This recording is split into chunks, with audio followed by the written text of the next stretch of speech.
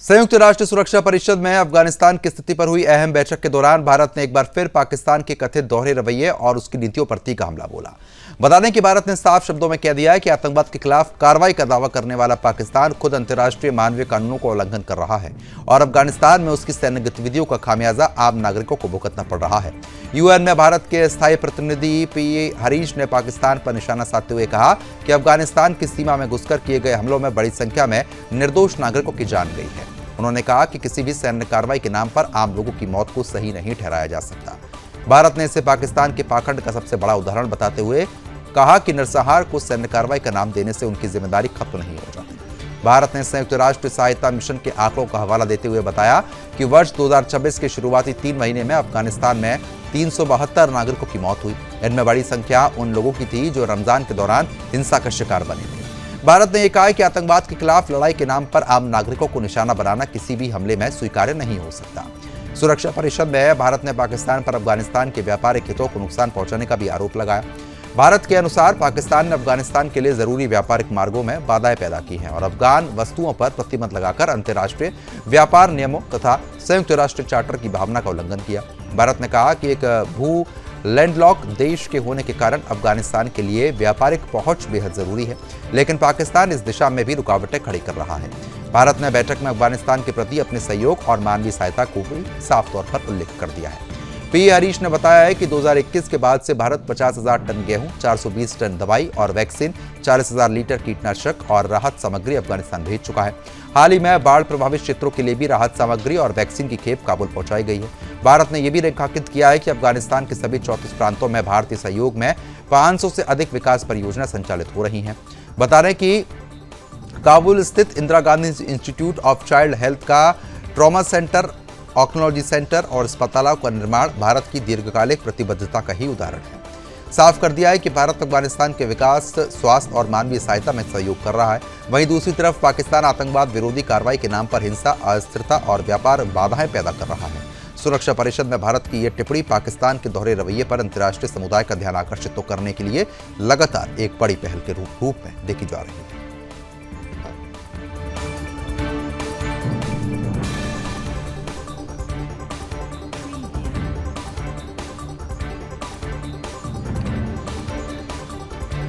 तो यूएन में भारत ने पाकिस्तान को घेरा है और कई आरोप जो है वो साफ तौर पर लगाए गए हैं। आगे बढ़ेंगे। मिडिल ईस्ट में बढ़ते तनाव के बीच अमेरिकी राष्ट्रपति ट्रंप और इजरायल के प्रधानमंत्री नेतन्याहू के बीच मतभेद खुलकर सामने आने लगे हैं। ईरान और इजरायल के बीच लगातार बढ़ रही सैन्य गतिविधियों ने पूरे क्षेत्र को अस्थिर कर दिया है, जबकि अमेरिका इस संघर्ष को व्यापक युद्ध में बदलने से रोकने की कोशिश कर रहा है। अमेरिकी मीडिया रिपोर्ट्स के अनुसार ट्रंप ने चेतावनी दी है कि इजरायल ईरान के खिलाफ बड़े पैमाने पर सैन्य हमले जारी रखता है तो वह अंतर्राष्ट्रीय स्तर पर अलग थलग पड़ सकता है। ट्रंप ने कथित तौर पर नेतन्याहू से कहा है कि सावधान रहो, अगर ये सिलसिला जारी रहा तो जल्द ही तुम अकेले रह जाओगे। अमेरिकी प्रशासन को आशंका है कि संघर्ष बढ़ने की स्थिति में ईरान के साथ संभावित कूटनीतिक समझौते की कोशिशें विफल हो सकती हैं और अमेरिका भी सीधे तौर पर संकट में घिर सकता है। तनाव उस समय और बढ़ गया जब इजरायल ने लेबनान की राजधानी हिजबुल्लाह से जुड़े ठिकानों पर हमले कर दिए। इसके बाद ईरान ने इजरायल की ओर मिसाइलें दागी, जिससे पूरे क्षेत्र में युद्ध की आशंकाएं तेज हो गई, लेकिन उससे इजरायल की ओर आने वाली कुछ मिसाइलों को रोकने में सहायता जरूर मिली। जानकारी के मुताबिक ट्रंप फिलहाल ईरान के साथ किसी प्रकार के समझौते या तनाव कम करने वाले रास्ते की तलाश में है। इसी वजह से उन्होंने नेतन्याहू पर संयम बरतने का दबाव बनाया। अमेरिकी अधिकारियों का यह मानना है कि लगातार जवाबी कार्रवाई की नीति क्षेत्रीय संघर्ष को नियंत्रण से बाहर लेकर जा सकती है। दूसरी तरफ इजरायल का यह कहना है कि उसकी सैन्य कार्रवाई पूरी तरीके से सुरक्षित जरूरी है और आगे भी इस तरीके की जो कार्रवाई है वो साफ तौर पर जारी रहने की पूरी उम्मीद है। अब देखना यह होगा कि ट्रंप जो चेतावनी दे रहे हैं इसका असर नेतन्याहू पे कितना पड़ता है और आने वाले भविष्य में क्या कुछ और देखने को मिलता है।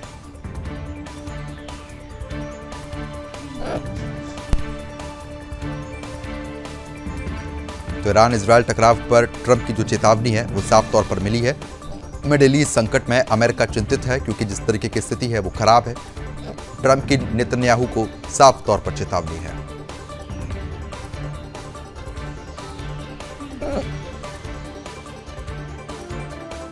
मिडिल ईस्ट में जारी तनाव और होर्मुज़ स्ट्रेट को लेकर बढ़ती अनिश्चितता के बीच चीन ने वैश्विक ऊर्जा बाजार में बड़ा दांव खेल दिया है।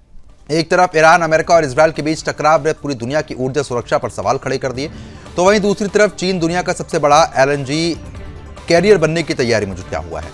इसे वैश्विक ऊर्जा राजनीति में बीजिंग की नई रणनीति के चाल पर देखा जा रहा है। होर्मुज़ स्ट्रेट दुनिया के सबसे महत्वपूर्ण समुद्री व्यापार मार्गों में शामिल है, वैश्विक तेल और गैस आपूर्ति का बड़ा हिस्सा है।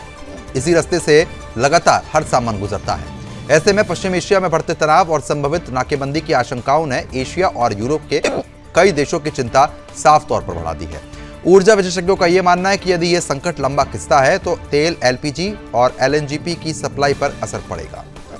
इस माहौल में चीन की प्रमुख शिप बिल्डिंग कंपनियों ने 2.71 लाख क्यूबिक मीटर क्षमता वाले मेगा LNG कैरियर का निर्माण शुरू किया है। 344 मीटर लंबे इस जहाज को समुद्र का नया दैत्य कहा जा रहा है। इसकी क्षमता मौजूदा LNG जहाजों की तुलना में लगभग 57% अधिक होगी। वर्तमान में दुनिया के अधिकांश LNG कैरियर 1.7 से 1.8 लाख क्यूबिक मीटर गैस ढोने में सक्षम है, जबकि चीन का यह नया जहाज एक ही यात्रा में कई अधिक गैस पहुंचा पाएगा। विशेषज्ञों के मुताबिक यह सिर्फ एक जहाज नहीं बल्कि ऊर्जा आपूर्ति श्रृंखला को मजबूत करने की दिशा में बड़ा कदम है। बड़े आकार की वजह से परिवहन लागत कम होगी और गैस की सप्लाई अधिक प्रभावित होती है। बता दें कि चीन का यह प्रोजेक्ट वैश्विक बाजार में उसकी बढ़ती महत्वाकांक्षा को भी दर्शाता है। LNG जहाजों की शिप बिल्डिंग उद्योग का क्राउन ज्वेल कहा जाता है, क्योंकि इसमें गैस को -162 डिग्री सेल्सियस तापमान पर सुरक्षित लगातार रखा जाता है। अब देखना होगा कि जब ये पूरा बनेगा तो उसके बाद चीन को क्या कुछ फायदा मिलेगा।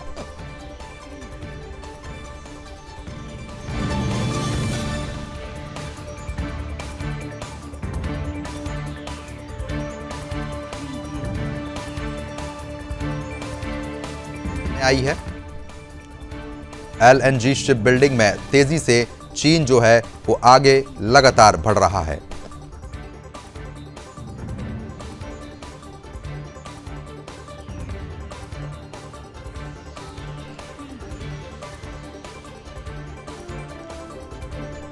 अब आगे बढ़ते हैं। मिडिल ईस्ट में एक बार फिर युद्ध के बादल मंडराने लगे हैं। अप्रैल में हुए संघर्ष विराम के बाद ऐसा लग रहा है कि ईरान और इजरायल के बीच सीधा टकराव फिलहाल थम गया है, लेकिन बीते कुछ दिनों की घटनाओं ने पूरे क्षेत्र की चिंताएं बढ़ाई हैं।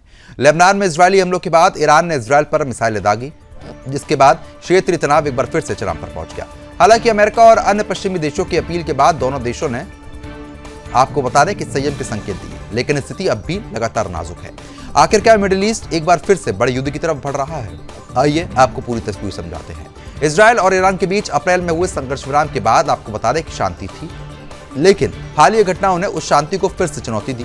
लेबनान के बैरूत और दक्षिणी इलाकों में इजरायल की सैन्य कार्रवाई के बाद ईरान ने इजरायल की ओर मिसाइलें दागी। ये अप्रैल के संघर्ष विराम के बाद ईरान का पहला प्रत्यक्ष मिसाइल हमला बताया जा रहा है। इजरायल का यह कहना है कि उसकी कार्रवाई हिजबुल्लाह के ठिकानों के खिलाफ थी, जबकि ईरान ने उसे लेबनान पर हमले का जवाब बताया। इजरायली सेना ने दावा किया कि अधिकांश मिसाइलों को बीच रास्ते में ही रोक दिया गया। तनाव बढ़ने के बाद अमेरिका के राष्ट्रपति और ब्रिटेन के PM ने दोनों पक्षों से संघर्ष विराम का सम्मान करने की अपील की। इसके बाद इजरायल ने संकेत दिया कि वह ईरान के खिलाफ सीधे हमले फिलहाल रोक देगा, लेकिन लेबनान में हिजबुल्लाह के खिलाफ कार्रवाई जारी रखने के लिए साफ तौर पर कह दिया गया। बता दें कि अभी जो स्थिति बनी हुई है वो लगातार खतरनाक है, और अगर ये स्थिति अभी नहीं सुधरती है तो आने वाले समय में लगातार परेशानी साफ तौर पर होंगी। विस्फोटक जो है वो परिणाम हो सकते हैं और इसका असर पूरे विश्व पर साफ तौर पर पड़ता हुआ नजर आएगा।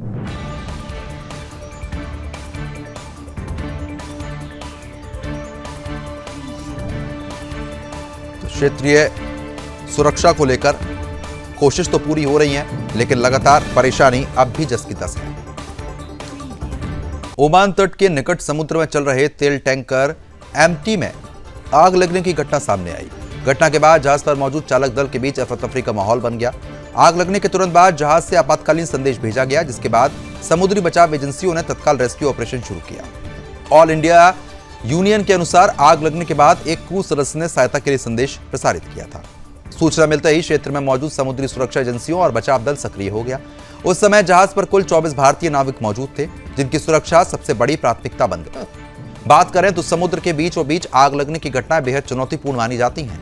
तेल टैंकरों में बड़ी मात्रा में ज्वलनशील पदार्थ मौजूद होते हैं, जिसके कारण किसी भी आग की घटना के गंभीर परिणाम हो सकते हैं। ऐसे में समय पर राहत और बचाव अभियान शुरू होना बेहद महत्वपूर्ण होता है। इस मामले में राहत की खबर यह रही कि सभी 24 भारतीय नाविकों को सुरक्षित निकाला गया।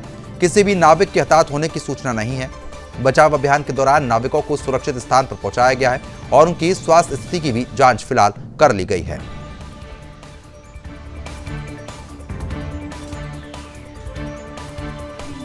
तो बता रहे हैं कि समुद्री हादसा जिस तरीके से लगातार देखने को मिला है, ऐसे में सुरक्षा के लिहाज से अब आगे के लिए बंदोबस्त जो है वो साफ तौर पर किए जा रहे हैं, क्योंकि जब भी इस तरीके के हादसे होते हैं तो वो बेहद गंभीर बन जाते हैं।